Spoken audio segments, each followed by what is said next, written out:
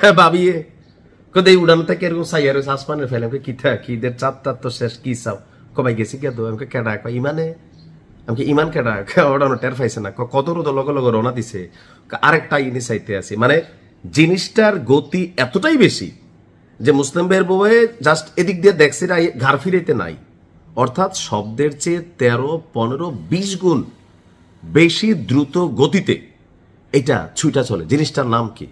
একটা নাম হচ্ছে আপনার ইরানের ক্ষেপণাস্ত্র ভান্ডারে থাকা যারা এই মুহূর্তে পুরা ইসরায়েলকে নাচাচ্ছে এবং কাঁপাচ্ছে, একটা নাম হচ্ছে ইমাদ আর একটা নাম হচ্ছে কাদার।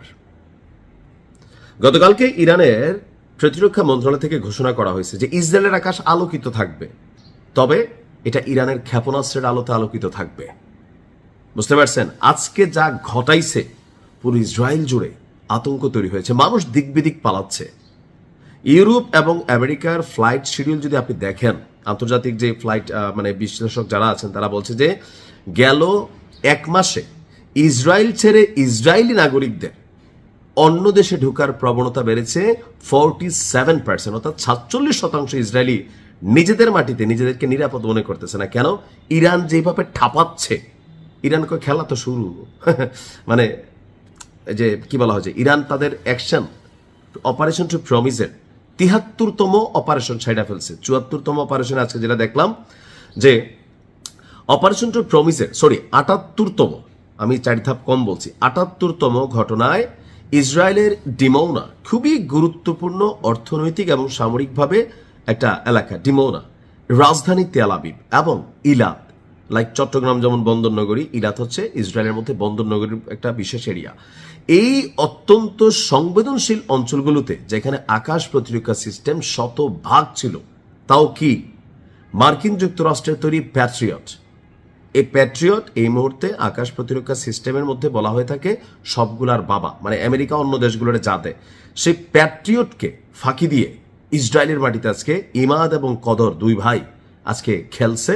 আর বিপরীতে কি হয়েছে, ধরেন ফুটবল খেললে কি হয়, কাদার মধ্যে প্যাক এদিকে যায় ওদিকে যায়, প্যাক চিনুন তো, কাদা আর কি আমাদের কুমিল্লার ভাষায়।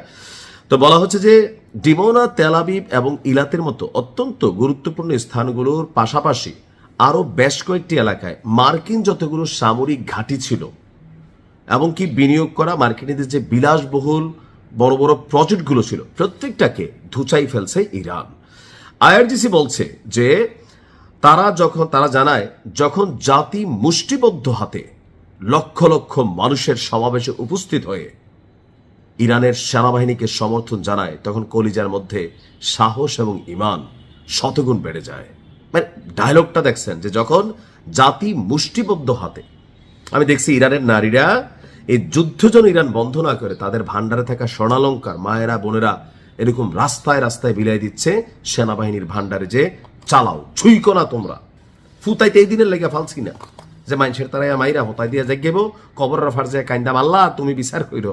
আল্লাহ কত তুই কি তা করছো, আমি কানছি কর না, তোমাকে প্রতিবাদ করতে হবে।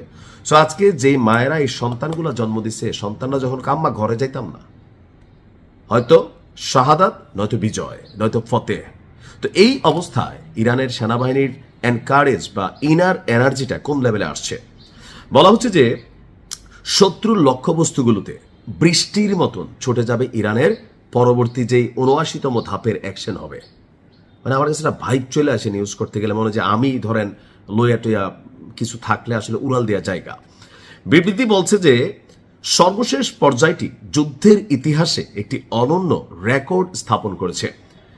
ইলাত বন্দর, সুরক্ষিত শহর ডিমৌনা, উত্তর তেল আবিবের লক্ষ্যবস্তুগুলোতে ইমাদ এবং মাল্টি ওয়ারহেড কদর ক্ষেপণাস্ত্র ব্যবস্থা এবং অ্যাটাক ড্রোন ট্রিপল অ্যাকশন দিয়া এই ঘটনাটা করা হয়েছে। দ্বিতীয়বারের মতন পশ্চিমা রাষ্ট্র আমেরিকার যে নিরাপত্তা সিস্টেমকে ছেদ করে ইরান প্রমাণ করেছে যে আমরা করব জয় একদিন, ইনশাল্লাহ। সেই দিনের অপেক্ষায় ইরানকে আল্লাহ ফতেহ দান করুক। আসসালামু আলাইকুম।